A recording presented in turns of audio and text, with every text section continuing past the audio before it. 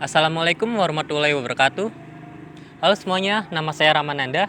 Saya mahasiswa dari Universitas Catur Insan Cendekia Cirebon.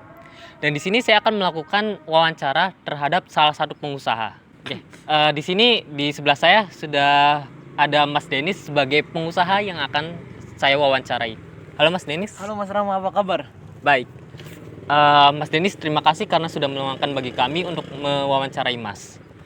Oke, langsung saja kita mulai. Kalau bagi Mas nih, pengertian dari pengusaha itu apa sih? Orang yang pantang menyerah yang pertama.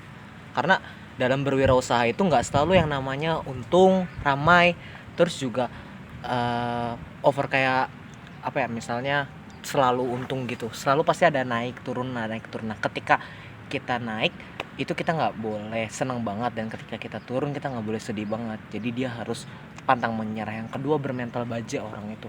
Karena nyari pelanggan tuh nggak mudah, kayak nggak pas kita dagang nggak semua orang bisa mau menerima apa yang kita dagang, atau pada saat kita ngebuat produk nggak semua orang bisa mau dengan produk itu, maka kita harus tahan banting gitu kalau ditolak. Terus yang ketiga, senang belajar, karena kalau pengusaha nggak senang belajar dia nggak bisa ngebaca peta pasar, terus juga dan nggak bisa untuk terus berinovasi gitu.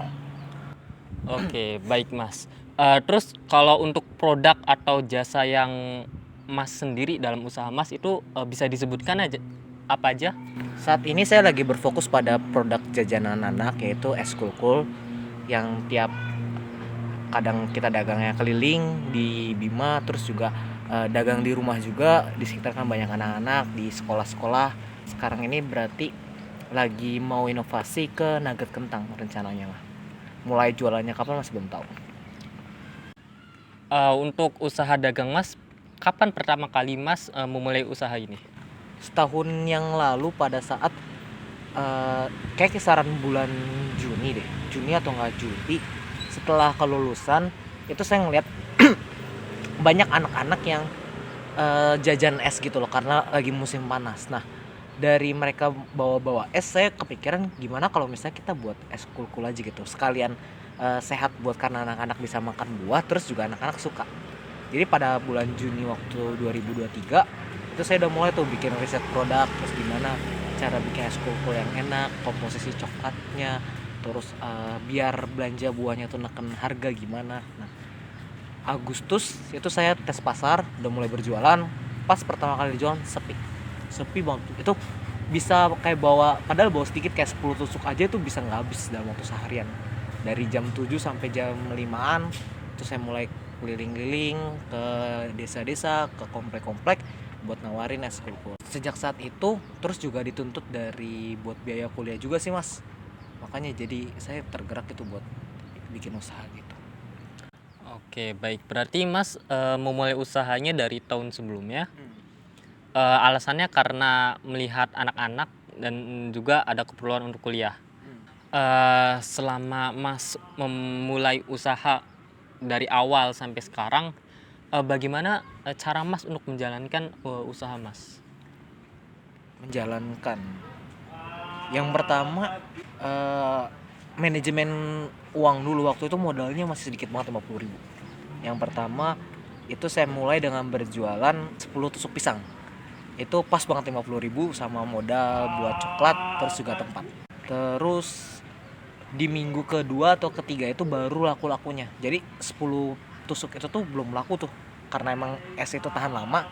Jadi kadang suka saya bagiin dulu pertamanya, terus kalau misalnya udah 3 atau 5 hari, kalau udah seminggu biasa saya bagiin dulu ke tetangga. Nah, habis itu karena habis duit modal, jadi saya nabung lagi, mulai nabung perlahan. Habis itu kalau lagi nih, jadi nggak ngambil keuntungan dulu di fase pertama.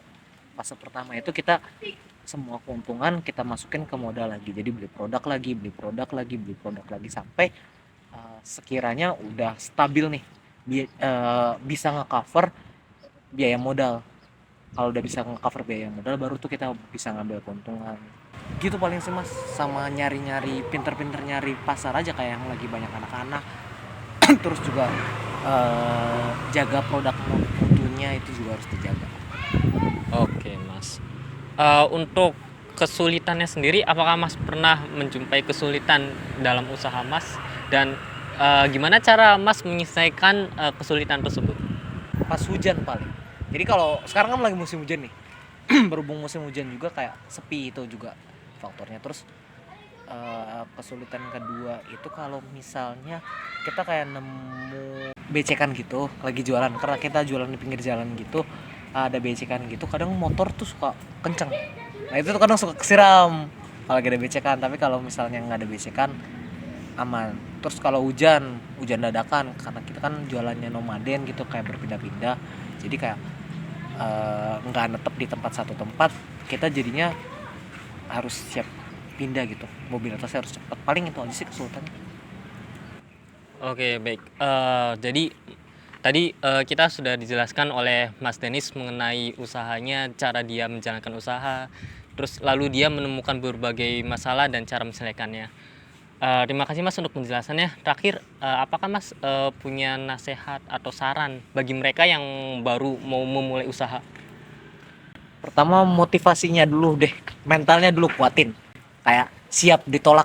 Terus yang kedua pantang nyerah aja, kayak gak nyerah gitu kalaupun dia nggak laku usahanya hari itu, terus atau misalnya lagi kehabisan modal. Terus yang ketiga rajin, karena kita sebagai pengusaha tuh nggak boleh nggak boleh malas-malasan. Kalau malas-malasan nanti rezekinya kurang lah gitu. Intinya semangat terus.